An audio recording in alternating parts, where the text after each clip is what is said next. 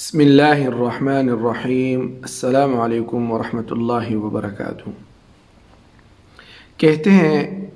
کہ شیر اپنی داڑنے میں یہ کہتا ہے کہ اے خدا مجھے اپنے نیک بندوں پر مسلط مت کر، اور کہا جاتا ہے کہ شیر ہمیشہ بد کردار اور بدذات شخص پر حملہ کرتا ہے۔ کل ہم نے اللہ اور رسول کے دشمن عتبہ پر شیر کے حملے کا واقعہ بیان کیا، تو آج اللہ اور اس کے رسول کے محبوب بندوں کے ساتھ شیر کی محبت کا واقعہ بھی سناتے ہیں۔ نبی کریم صلی اللہ علیہ وسلم کے آزاد کردہ غلام حضرت سفینہ رضی اللہ تعالیٰ عنہ کے بارے میں جلیل القدر تابعی ابن منکدر رحمۃ اللہ علیہ بیان کرتے ہیں کہ ایک مرتبہ حضرت سفینہ رضی اللہ تعالیٰ عنہ رومی علاقہ میں لشکر کا راستہ بھول گئے تھے۔ یہ دشمن کے ہاتھوں قید کر لیے گئے تھے، پھر دشمن کے قبضے سے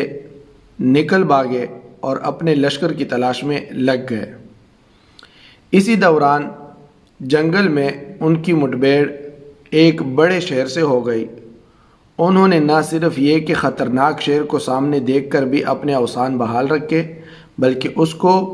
اس کی کنیت کے ذریعے، جو شیر کی کنیت ہے، مخاطب کر کے کہا، اے ابو حارث، میں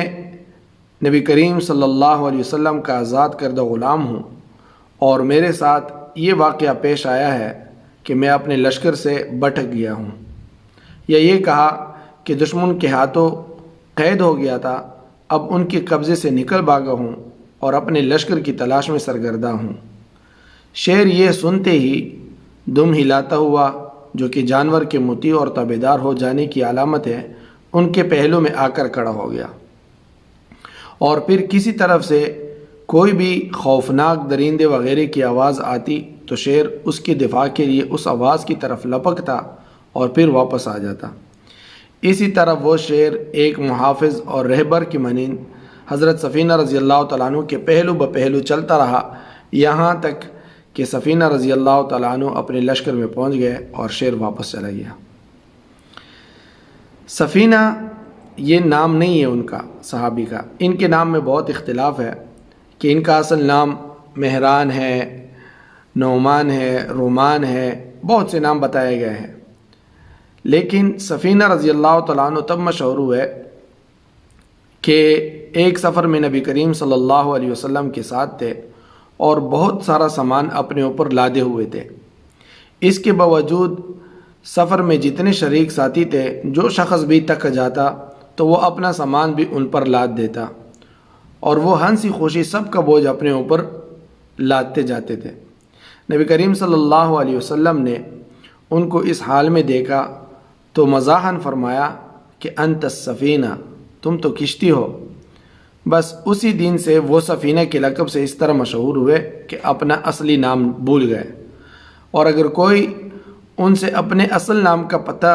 چھلاتا، اپنا نام پوچھتا، تو وہ کہتا کہ میرا نام سفینہ ہے۔ تو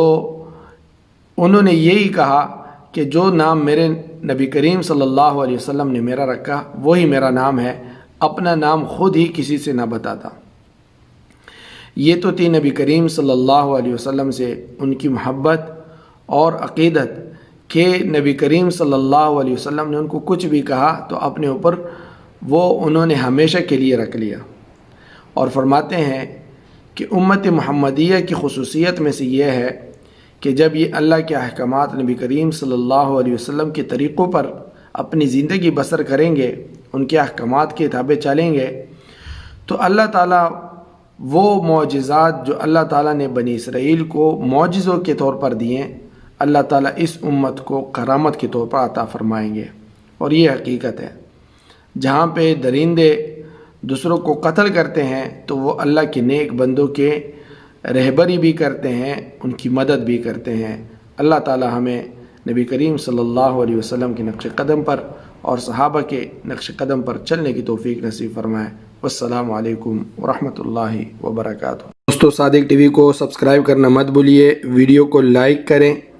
شیئر کریں، اور کمنٹ سیکشن میں اپنے رائے کا اظہار